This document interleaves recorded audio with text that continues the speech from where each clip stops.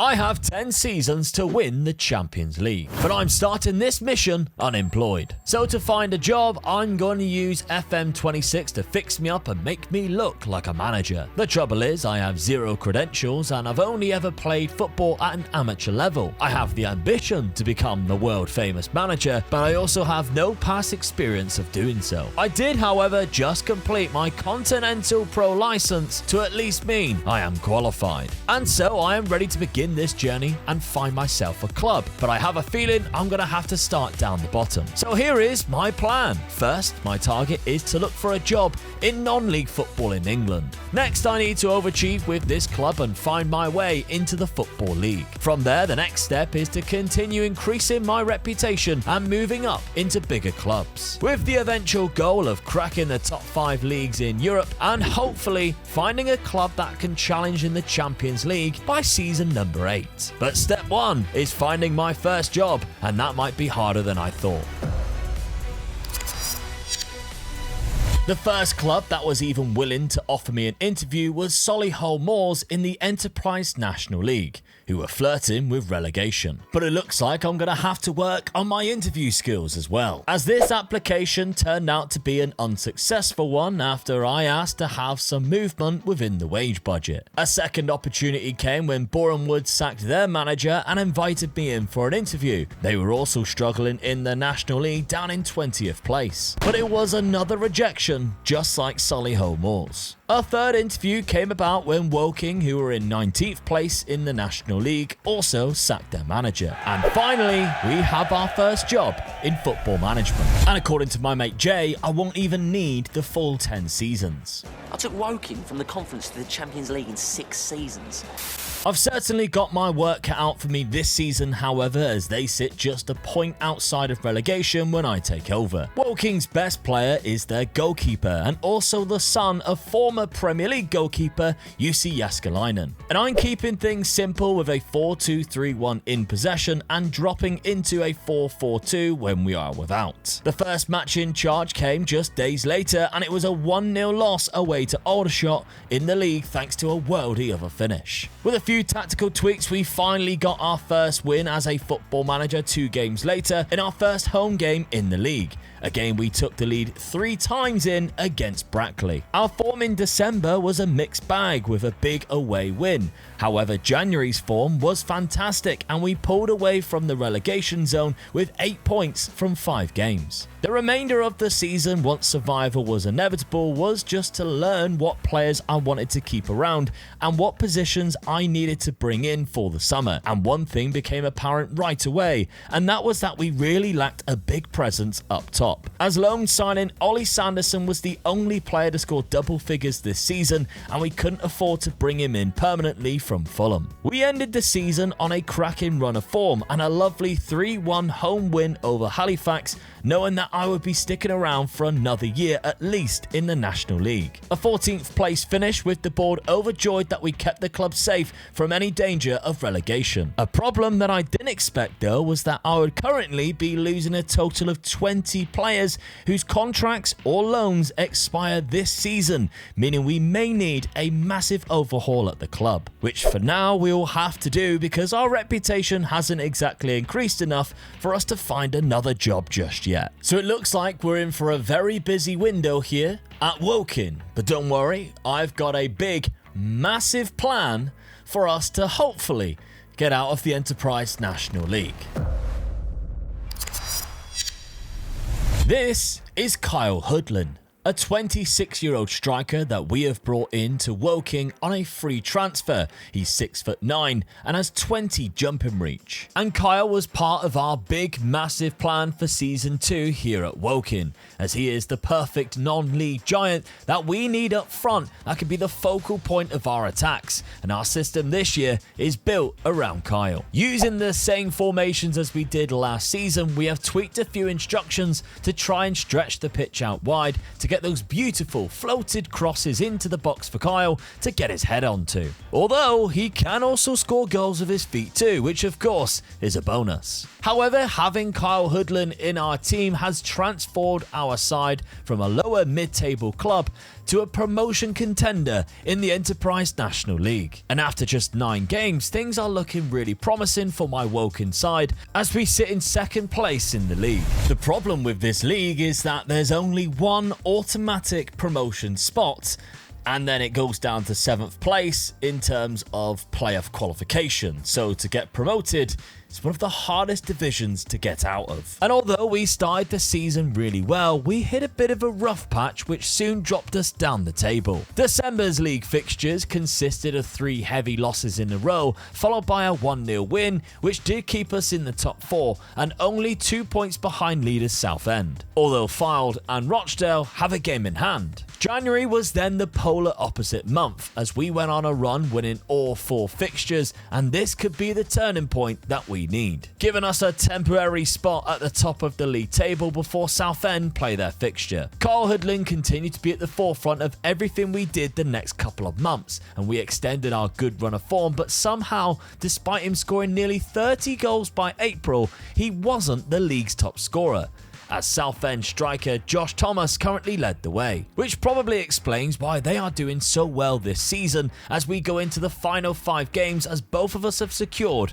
a playoff spot. But of course, we don't want the drama of the playoffs, we want that one and only automatic spot. After drawing our first fixture 0-0 with Truro, we got our act together for the final 4 games, winning every single one without conceding a single goal, while Southend actually struggled in 2 away fixtures, losing both of them. Meaning we have done it. We are crowned champions of the Enterprise National League and we gain promotion. And in doing so, we slightly increase our reputation as a manager. However, out of the 22 jobs available to us at the end of the season, we are still nowhere near where we need to be to climb further up the leagues with a new job. But still, I think we need to reflect on what's happening right now, and a big thank you goes out to the true hero of season number 2. That of course being Kyle Hoodlin, whose 25 league goals this year was the main reason for our success. You can also be a hero as well, because 40% of the people watching these videos right now are not subscribed,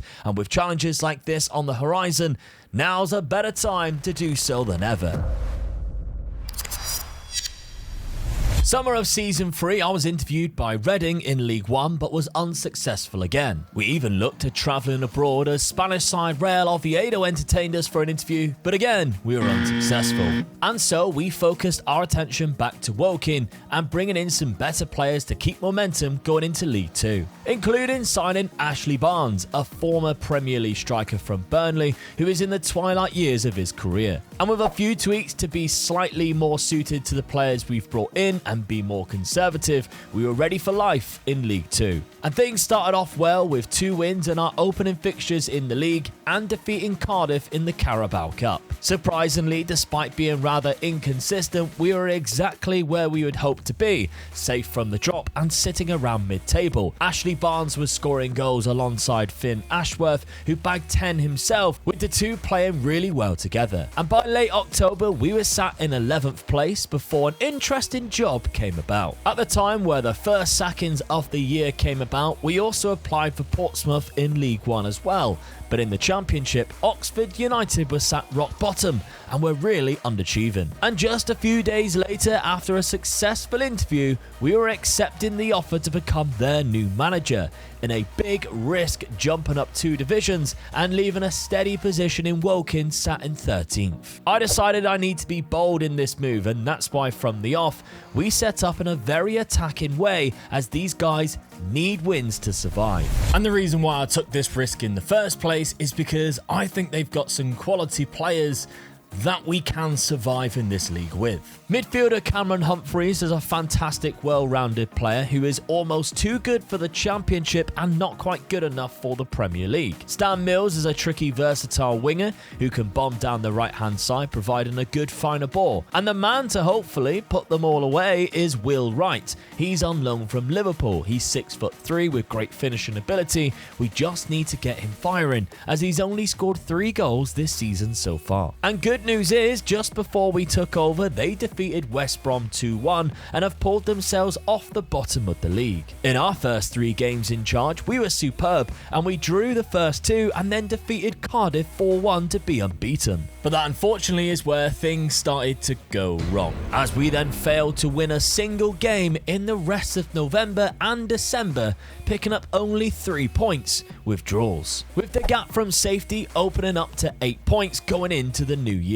So I began rotating the systems depending on who we were playing and tried to really go for it when we have an opposition that I feel like weren't going to cause us too many troubles when they attack, with the third tactic only having 2 defenders and pushing as many men in the midfield. And occasionally we pulled off some fantastic wins like this 2-1 home victory over Sunderland, scoring in the 90th minute. With 11 games to go, however, we were still 6 points from safety and had to think about what would happen to our challenge if we were relegated, because having a relegation on our CV would probably damage our reputation and probably wouldn't allow us to progress up the clubs to eventually get even into the Champions League.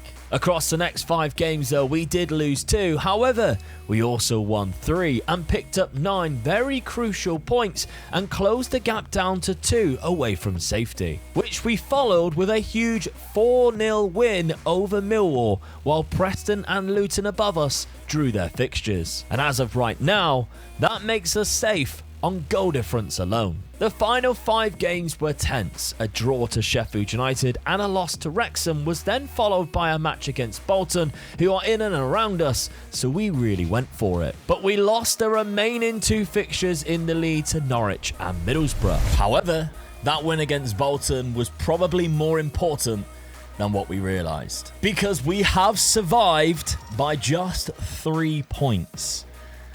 And I never want to be another relegation scrap like that during this challenge, please. Thankfully, the board have been rather generous and we have a lovely £2 million transfer budget to spend this summer. And the risks seem to be worth it, as our reputation has grown rather significantly from Season 3 as well.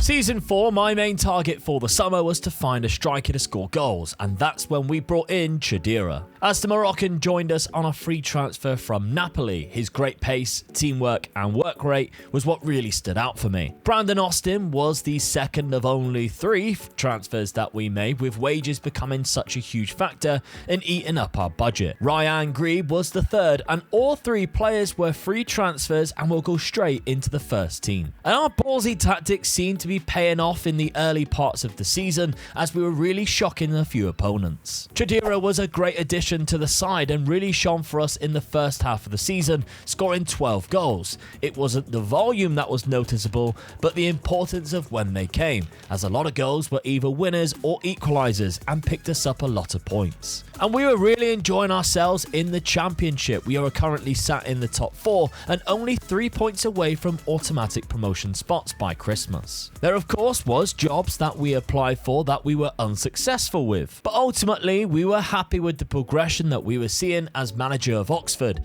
and the potential that this job could do for us in terms of reputation to eventually lead us to a job closer to our ultimate goal, knowing that there would be some tough decisions to come later down the line. And outside of a rough patch in December, we were pretty solid and consistent throughout the season, leading up towards crunch time. Because with just 6 games to go, we were still in 3rd place, but only 2 points away from the top 2 positions. However, a bad April came and it sealed our fate in the playoffs. The semi-final was against Wrexham, who had just beat us in the league, and Brannigan's free kick was the difference. With the second leg being played at home though, we had the advantage over the side that beat us just a couple of weeks previously, and we doubled our lead with a cracking Chadira header from a corner. Wrexham did come back and score an equaliser on the night, but failed to find a second, and we progressed through to Wembley to face Blackburn. The final went off with a bang, as within the first minute of the match we broke through with a lovely run by Mills down the right hand side to take the lead, only to be pegged back by a wonderful free kick by Blackburn's Bueno. This then went all the way to a penalty shootout, where we scored the opening penalty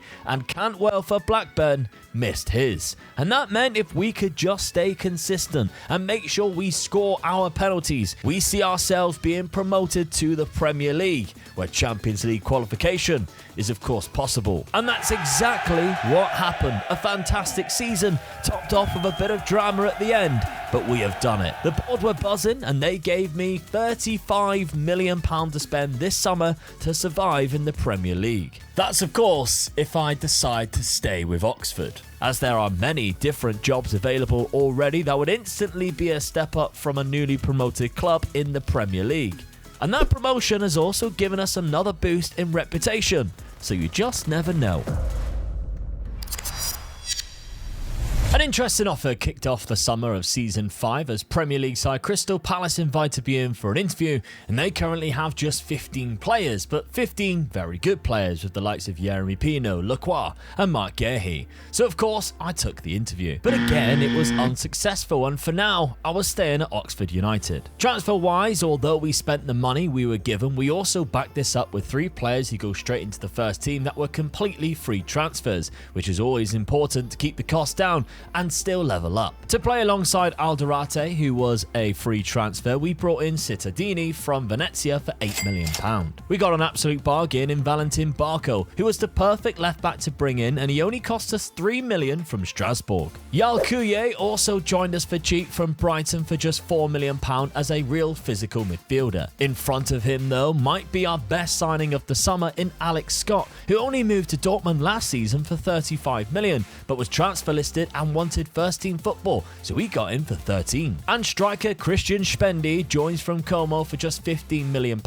after scoring 20 goals last season in Italy. We switched things up and went for a very boring 4-2-3-1 in and out of possession, but we naturally just wanted to survive this season. And after losing the first game of the season to Arsenal, we played Aston Villa at Villa Park, and we picked up 3 points when we beat them 6-2, which really gave us the boost early on. That unfortunately turned out to be our only win for the first third of the season, as we struggled just picking up 3 draws and leaving us in a similar situation as a couple of seasons ago, constantly feeling the danger of relegation, the sack, and wondering where the next 3 points would come from. And that's when December hit, and we went on a bit of a Christmas miracle run, and this is just what we needed. As with the busiest time of the season, 7 games in total in 1 month, we won 4 in a row, only stopped by Manchester City, which then unfortunately started a losing run again. But those 12 points shot us up the league table into 15th and 5 points away from the relegation zone. It wasn't smooth sailing from that point, but those 4 wins in a row really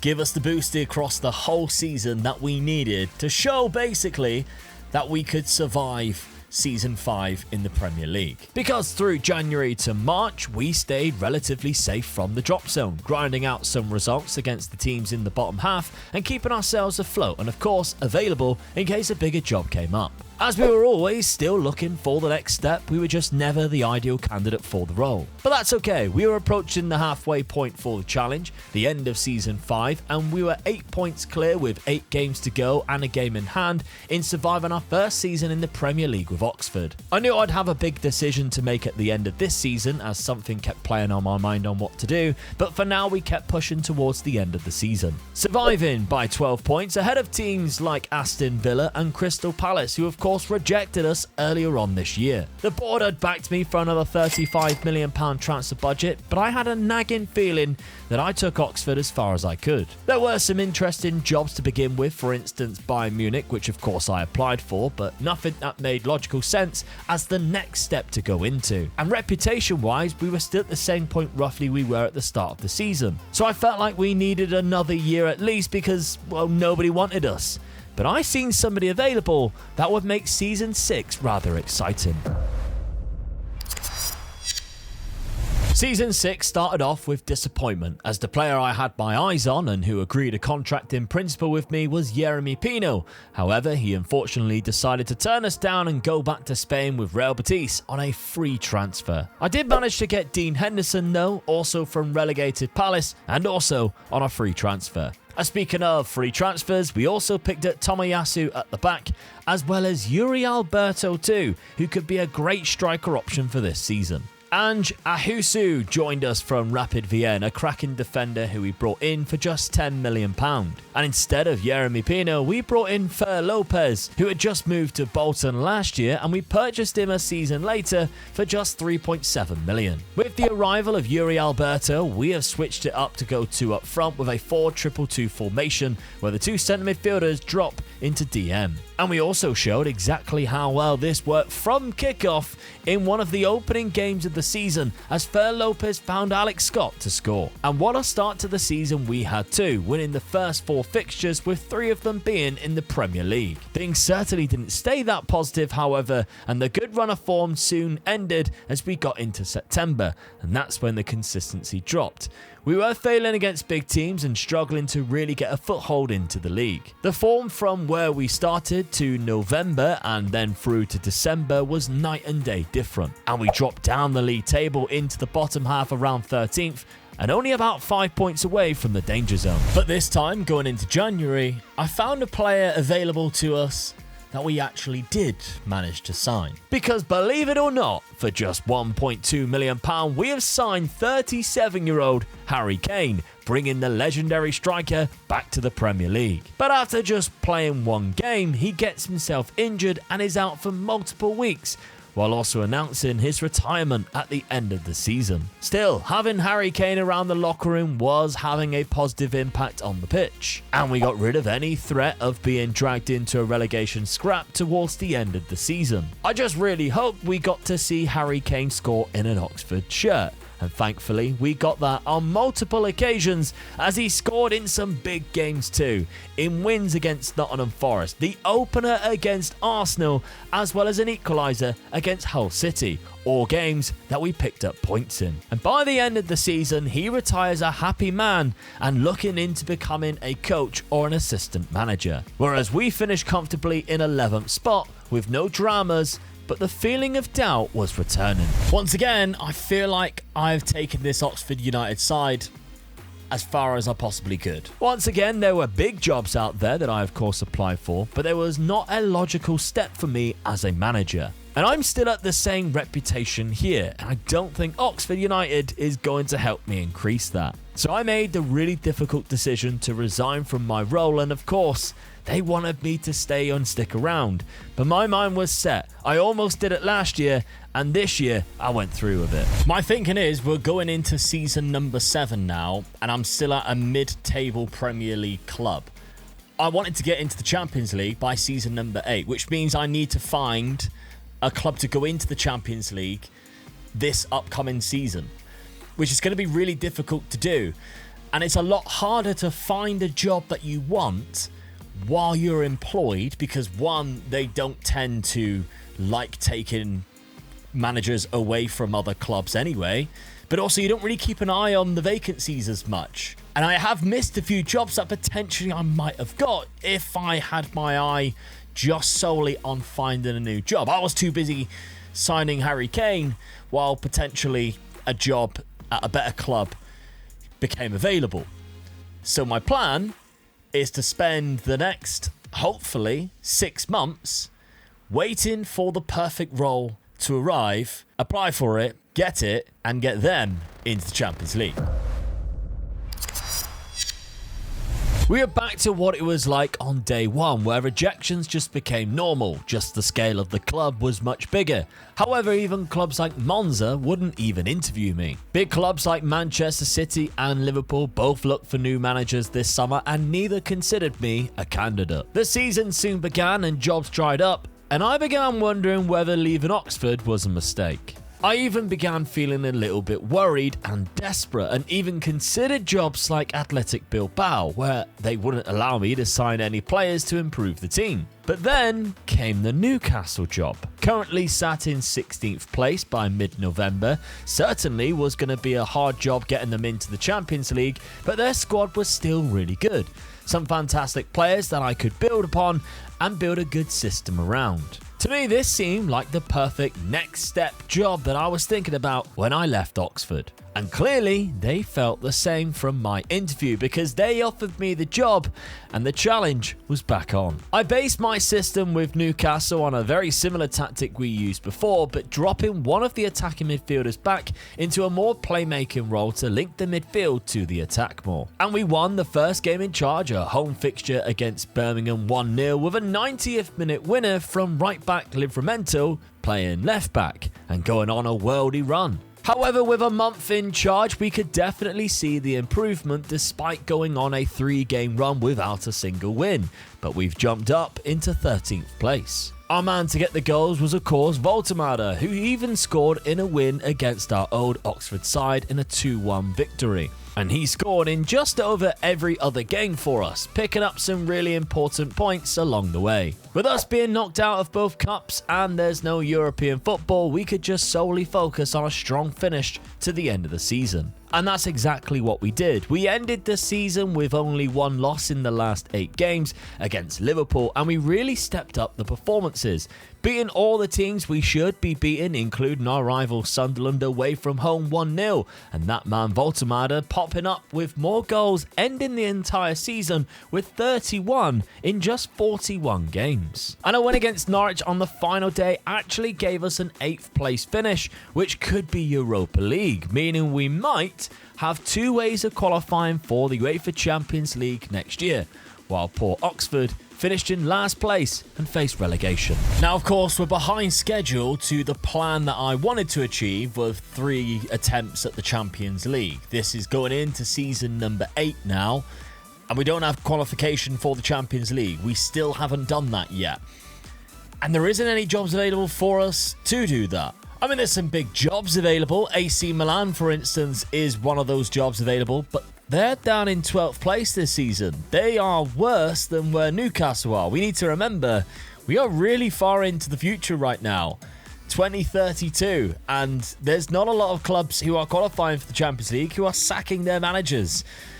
Plus, we've been given £90 million, and there's a couple of players that I really think could transform this Newcastle team, which I actually quite like, by the way.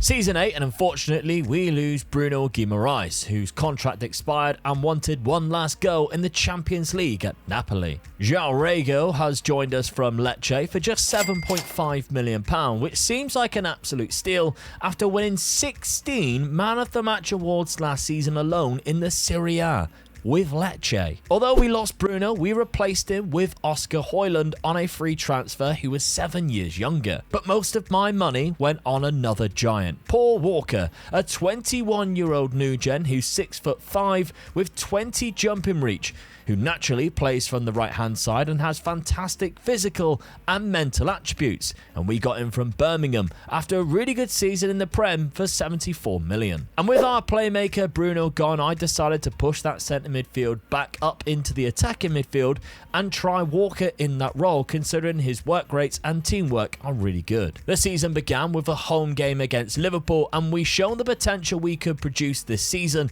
with a 1-0 win thanks to João Rego's debut goal. After a 0-0 draw with Arsenal, Paul Walker scored in the 3rd game against Chelsea, in a game that we unfortunately lost against the champions because of a 93rd minute own goal. We might be a season behind schedule, but our reputation has slightly increased as we begin into season 8 at a continental level. Unfortunately, we only qualify for the Europa Conference League, which meant that we have to rely heavily on our Premier League form to qualify for the Champions League in season 9.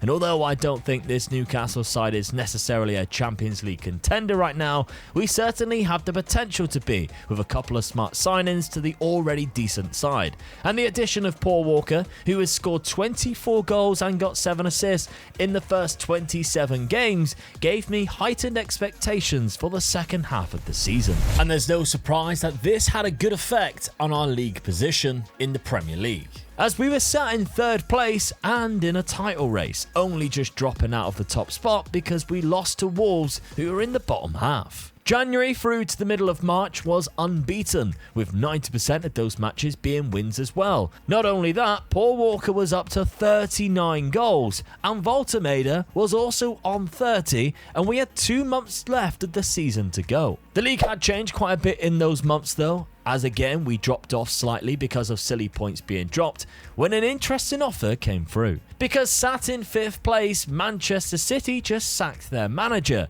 and after I cheekily applied, they offered me an interview, and although my team is doing amazing, Manchester City's side consists of Erling Haaland, Vinicius Jr. and Mbappe, which I'd say is slightly better. And although we got rejected, I have a feeling with a good end of the season, it might not be the last opportunity we have. We needed a top 5 finish to get into the Champions League through the Premier League qualification, and it's a good job that that's the case, because we were rather inconsistent towards the end of the season, and we needed to rely on a 95th minute winner from João Regal to score in the final game. We had already qualified in 5th place, but it was great momentum, as we went into an FA Cup final against Manchester United. Unfortunately, after taking the lead on 2 different occasions in that final, we failed to lift the trophy as Manchester United came back to win 4-2 at Wembley Stadium. Either way, the main goal for this season, qualifying for the Champions League, was accomplished. But that's not the end of this season's drama, however, because some big teams were once again available to be managed in the Champions League, including Bayern Munich, who sacked their manager after finishing in 3rd place, which is an enticing opportunity. However, again, that ended in rejection. But then another job came up. This one might require a little bit of thinking, because the Chelsea job became available and they invited me in for an interview. And they have a fantastic team. They were champions of the Premier League just last season, and I've seen how good some of their players are, young and old. They are the perfect Champions League contender. The problem is, this Chelsea team finished in 7th place in the Premier League and haven't qualified for the Champions League next season. It's worth talking to them either way. And we actually nailed the interview, and they want to sign us as their new manager. Now, in most scenarios, this decision is a lot easier because one season out of the Champions League is not the end of the world when you don't have a time limit to win the Champions League. But we are going into season number 9 now, which means we've only got 2 seasons left to have a crack at winning the Champions League. And Newcastle's in the Champions League, but Chelsea isn't. However, I really do feel like this team is stronger and potentially could be even stronger in Season 10 compared to what this Newcastle side is right now, as we only have £90 million to play around with, and there's a couple of players that I don't think is good enough to win the Champions League. Now, Paul Walker is definitely one of them that I think is good enough, but he isn't anywhere near as good as some of the players in the Chelsea team. Like Mark Bernal is our best player. He probably would go into Chelsea's team if we played 2 centre midfielders. But if we played this formation, which has been really good for us at Newcastle, but we did that at Chelsea, they've got Moises Caicedo, who is arguably the best player in that position in the world, and he's only 31. And you can see where my predicament is now, because if we do move to Chelsea, we've got to make sure we get into the Champions League in 1 season, and then we only got that 1 season to win the Champions League.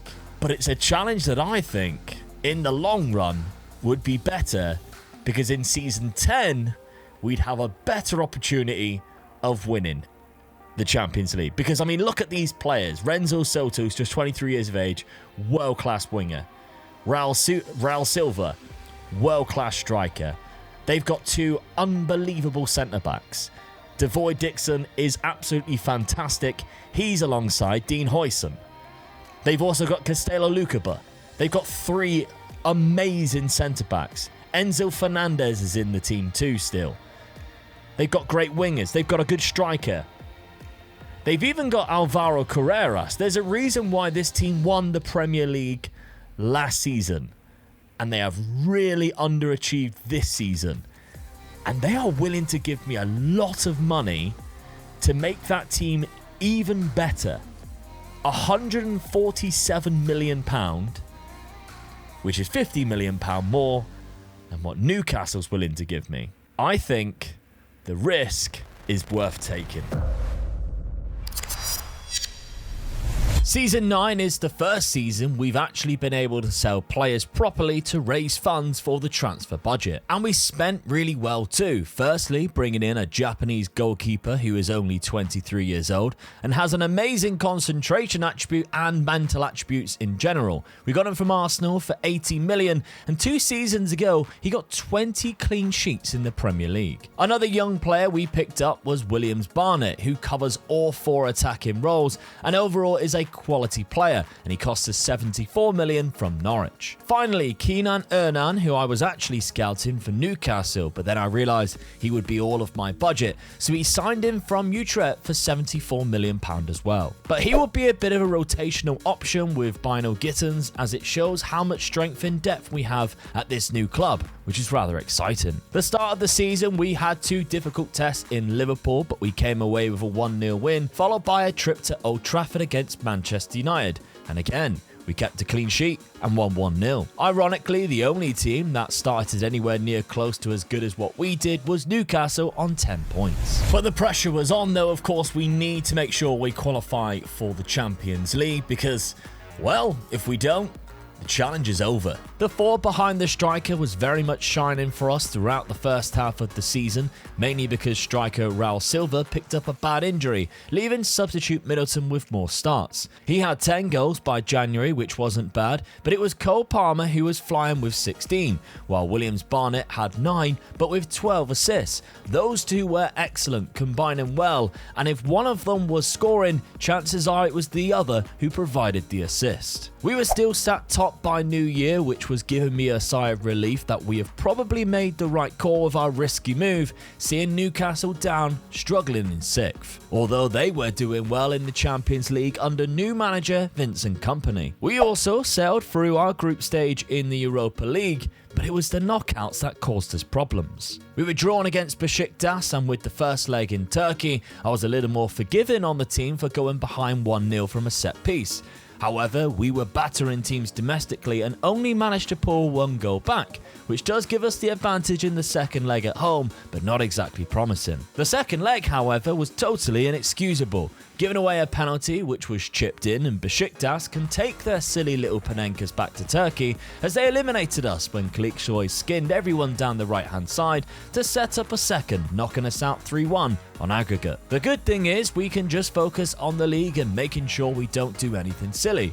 And as we got through the second half of the season, we picked up wins against our former sides Newcastle and Oxford, which means we also done the double on both of them this season too. However, Liverpool were causing us a bit of trouble at the top, as we dropped down into 2nd place and would still be behind them on goal difference after our game in hand. In April, we only dropped 2 points in a draw against Brighton, but looked dominant in other fixtures. Liverpool matched the exact same results, and it was neck and neck going into the final 3 games. We then had to go away to the Etihad and found ourselves 2-0 down, only to really push on, find ourselves at 2-2, and with 95 minutes on the clock, Cole Palmer stepped up again, and that 95th minute winner could potentially keep our league dreams alive this season. Liverpool also won their next 2 games as we continued and defeated Everton, which meant it went down to the final day against Aston Villa, where Cole Palmer scored 2 and we win 2-0. And thankfully for us, Liverpool had to play Spurs at home, which they were still the favourites in, but Spurs were there to cause an upset, and that crowned us champions on the final day. And it seems like we got a lot of things to thank Spurs for, because they also knocked Newcastle out of the Champions League in the round of 16, actually went on to win it as well. So was this a good move, going to Chelsea? I mean, we were Premier League champions, we actually finished runners-up, we lost to Everton in the FA Cup.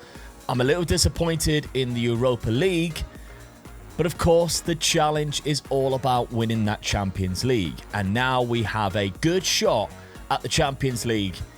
It's just 1 season to do it, however. And we might have to heavily rely on the talent that we already have too, because although we have £95 million in the budget, we are really overpaying on the wages. Season 10, the final season then, and we actually sell £149 million worth of players, helping us bring in some fresh faces. Gerardo Cuesta comes in, another Spanish striker, and he is fantastic. We picked him up from Las Palmas for 91 million after 2 good goal-scoring seasons in La Liga. We signed left-back Karabashvili as well. Not only is he a fantastic left-back, but he's also great cover in other positions, including defensive midfield too. Another player from Norwich for 70 million. The final signing was Taylor Tinian, a defender who can cover right-back and right-sided centre-back if needs be, with fantastic physical attributes, and we picked him up from Sunderland for 73 million. All 3 guys naturally find themselves in our best 11, and it's go time in the final season. But for all you guys who love development, Iwamoto, our goalkeeper, has grown amazingly well in just 1 season here already, and he was on hand to keep 3 clean sheets at the start of the season, only to concede 4 against Manchester United. However, that fixture, we still won 5-4. Of course though, as much as it's great to do well in the league, this season is all about the Champions League, as of course, it's the first time we've actually been playing in it. And it's season 10. Again, we started really well in the competition with a home victory over Real Madrid, a fitting opponent for our first ever Champions League match that we beat 2-0. There were some bad results, however. We lost to Benfica 2-1, but then an away fixture against Spurs, who of course were the current holders of the competition, and that match gave us a massive shock because they absolutely destroyed us 5-0. We were back with wins over Roma and Atletico Madrid 1-0 and 2-1, but to finish in the top 8 and avoid the playoffs, we'd need to beat AC Milan, or at least match the results of the teams below us anyway. But this was arguably our best performance in the competition yet, as we secure our spot in the round of 16 with a 6-2 win over AC Milan. We eventually drew Manchester United in the round of 16, and after a 0-0 draw in the first leg, we brought them to Stamford Bridge and put on another stellar performance, winning the game and the whole tie 4-0. This then of course put us in the quarter-final, where I began to worry because we were drawn against Spurs. The first leg was the home fixture, which made me more nervous, and it was another cagey first leg between the 2 teams. However, we pulled away with just 1 floated cross for Middleton to header in to make it 1-0. With the second leg being played at the Tottenham Hotspur Stadium, Spurs started as the better team and scored within 20 minutes to level the tie. However, almost from kick-off of that goal, we played the ball down the left-hand side, a cross comes in for Palmer, who gets a flick, and it's turned in to make it 2-1 on aggregate. Second half, and within 2 minutes, we make it 3-1 with a well-worked set piece. A corner then followed 5 minutes later, and again we scramble in another, and it's game over. So that of course is a great result, but we now have got to play Roma in the semi-final, with a potential final against either PSG or Lazio. Now, the Italian side Roma we have already defeated in the league phase. However, they did actually finish top of the league phase. We gave them their only loss. First leg in Rome, and again, it's a really tight match. Roma play in a narrow diamond formation, which really caused us some problems to begin with, and they strike first. But we stayed in the game, and in the second half, we finally got our opportunity, and Williams-Barner equalised, levelling it at 1-1. The second leg at home was a completely different type of match. We well and truly overwhelmed Roma and scored within the first 10 minutes of the game from Cuesta, who had one of his best games in a Chelsea shirt, scoring his second on the night at the start of the second half, giving us such a good advantage. And while Roma pressed and attacked trying to get back into the tie, that's where we then punished them and scored a third, sending us in to the Champions League final. The good news kept on rolling as we also won the Premier League on the final day of the season again for the second year in a row, as well as this time actually lifting the FA Cup after last season's defeat to Everton with a 2-1 win over Leeds United at Wembley. So we've got the double, but we need the treble. From unemployed, we now find ourselves in the Champions League final with the final game of the season. Now, we've basically got a fully strength side. We do have a couple of fitness worries, Soto being one of them. They reckon he can only last 75 minutes, which is fine. We've got quite a lot of options on the bench. Speaking of on the bench, Reece James is retiring, which means his career has solely been at Chelsea this whole time, and it would be nice if we can get him on the pitch with a victory in his final game. But of course, this is also our final game, because out of the 10 seasons, this is season 10, and this is the final opportunity from going unemployed to winning the Champions League. So if you've enjoyed this video, make sure you are subscribed, because there's loads more challenges that we can do just like this.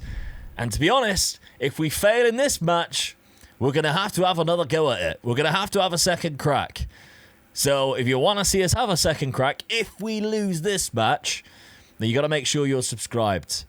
But come on, boys. Champions League final. Will the risk be paid off? The risk of leaving Newcastle when they were fairly secure. Don't forget, they've got Delap, they've got Jorgensen, they've got a couple of old players here for Chelsea. Will the risk of leaving Newcastle at the end of Season 8 to go to Chelsea in Season 9, who weren't playing Champions League football, will that be a risk that pays off? Or will that just be... Or will we look back at that and go, we had 2 opportunities at the Champions League here and we screwed it? Because, all right, Newcastle weren't great. They didn't have the best team. But at least they were in the competition. We could have done something with them. You don't know. But I don't want that self-doubt right now. Right now, we need to focus on this game. It's the Champions League final against PSG. Oh, I'm a little bit worried. They've got some amazing attacking players, of course. The likes of Saka and Nwaneri out on the wings. But we've also got attacking threats like that. And if we can get Cole Palmer playing even half as good as what we have seen him play. Here he is on the ball now. That's a lovely ball. Ernan, come on. Get in! Save that, Jorgensen. That's a bit harsh. Cole Palmer to Ernan. Oh, right on cue as well. Literally talking about how good Cole Palmer's been. That little ball in, the inverted wing-back of Tinian to Cole Palmer. Just finding that little bit of space. The ball over the top was perfect. Ernan at the near post. 1-0 after just 15 minutes gone. Come on, that's amazing. What a start to this Champions League final. Oh, they're not going to hit us on the kickoff, surely. Nwaneri tries to go around Karabashvili. He's done it. He's put it back. João Neves, Delap. It's saved, or it's blocked at least. All right, boys, calm down. Calm down, regroup. This is what I like about this tactic. Obviously, they're so far up in attack. But then when we lose the ball, they do try and track back into centre midfield spots, which leaves it quite like a flat 4 in that midfield to break down with Caicedo in behind them. That's the idea anyway. That's the corner ball. Let's not get done by a set piece. That'll be really annoying. It's brought in. Delap's header. It had to be in. It had to be Liam Delap, didn't it? It's a cracking header as well, but who's marking him? Near post. Oh, so annoying. What a leap. He's jumped above 3 men. Who's that? Huysen? Who he's jumped above? Yep. Unbelievable. 1-1. Now, obviously, there's instructions for you to play for set pieces. I want there to be instructions to say, don't let them have set pieces. How about putting that in the game? Jorgensen plays it out poorly to Ernan. Cole Palmer's headed it back to him. Look. Williams Barnett. Tinian plays in that play. Look at him. DM. Love it. Out to Ernan. Oh, what a turn. Oh, what a goal. Oh my God, Kane and Ernan. Yes, love that. The skill on the lad. What a signing he was. And I'm not even joking. I tried to get him the season before at Newcastle. Couldn't. That lovely little turn. And then jinx on the inside. Oh, it's beautiful. In that near post again. Tried to get him in Newcastle. He was a little bit expensive. We couldn't afford to get him. And I thought, keep him on your shortlist, Luke. Maybe next year. And that next year came. And we had already signed for Chelsea. Yes, they had Bino. Don't do us on the kickoff again. Nwaneri. Uh-oh. Oh, good block. Good block. Right, regroup. Just blast it. Just blast it anywhere. Oh, okay, we'll take the throw-in. We'll take the throw-in down in your end. We'll happily do that. And it's actually Karabashvili. He's found Cuesta, who's had a tough time, to be honest. What a ball that is. Soto! Soto scores! Soto scores! Cuesta, you little beauty! Soto with the goal. He's got the captain armband on today, and he bloody deserves it. What a goal that is. That's a Travella assist right there. Look at that. Left foot, ping. I don't even think he's left-footed. What a header at the back post. Get in. Right on half-time as well. 3-1. Oh, could we actually do this? Could we do this? From Unemployed with barely any reputation, just our Continental Pro license, which we just did right before we start off our managerial journey. Can we actually do this? Come on. From Woking to Chelsea in 10 seasons. Soto, no, okay. Palmer's having an absolute beautiful game. We love to see that. The front five are playing very well. Caicedo and Tinian as well. Tinian dropping into that defensive midfield. Oh, don't be a free kick. Not another set piece. Bloody hell, that was a good shot, wasn't it? Iwamoto, what a save. Great save. Great pickup. That was one thing when I looked when I joined this team. I thought Jorgensen's not good enough, or Jurgensen's not good enough. I want a better goalkeeper. Iwamoto. He was the guy I thought within a season he would be great. Plus he had like ridiculous amounts of clean sheets at Arsenal, and I was like, wow, he looks quite good. Couldn't get him at Newcastle. Karabashvili, here we go. Ernan. Oh, this is the Champions League final, lad, and you're literally showing off. Play it back to him. Oh, Karabashvili, don't need to. Karabashvili. Oh, you got yourself a spot of bother. What a cross. Barnett. Williams Barnett has made it 4. What a header as well at the back post. He's only like 5'8". That's a header my dad would be proud of. What a header. A fantastic ball across. And all the PSG players are just watching it. Oh, 4-1. Get it. We could maybe even get Reece James on the pitch here to celebrate. I think that's something that we need to do. We'll give it a little bit of time, but I think Reece James could be coming onto the pitch. Especially if we get a fifth. If we get a fifth, I'll put Reece James on right now. Cuesta. That's a ball. Ernan, we've got him on the counter now. Oh, plays it back. Williams Barnett. It's a first time touch. Oh, it's played back. Oh my God, he was close. Caicedo. Williams Barnett. It's 5. It's 5. Reece James. Get your boots on, pal. You all warmed up? Doesn't matter. You're coming on anyway. What a final. I can't believe it. Caicedo to Williams Barnett, that's his second of the game as well. Phased through the defender. Yeah, Jurgensen, you've made a big mistake here, pal. You made a big mistake deciding to go to PSG. This is embarrassing. Right, let's get him on the pitch with a couple of other lads, shall we? Reece James, where are you? There you are, look. They knew we wanted Reece James. He's at the top. Tinian, you've had a great game, but unfortunately for you, it's just because it's Reece James. Now, Cuesta, I like you, but Middleton's going to come on as well. Have a little bit of celebration. Bino Gittins. Who's having a better game? Soto, 7.3. Ernan.